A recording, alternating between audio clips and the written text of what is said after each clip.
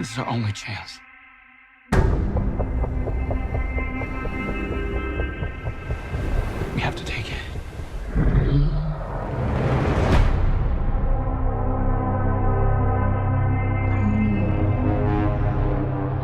We need Kong. The world needs him to stop what's coming. And this child, she's the only one he'll communicate with. I knew that they had a bond. She had nowhere to go, so I made a promise to protect her. And I think that in some way, Kong did the same.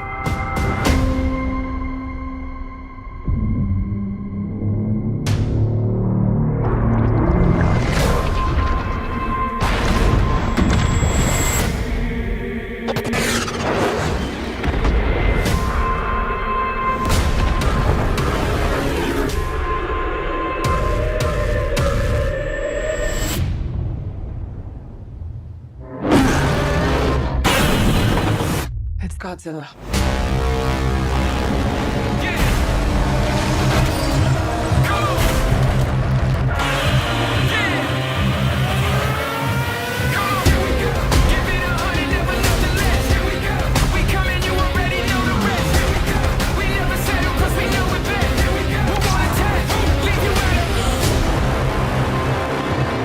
These are dangerous times.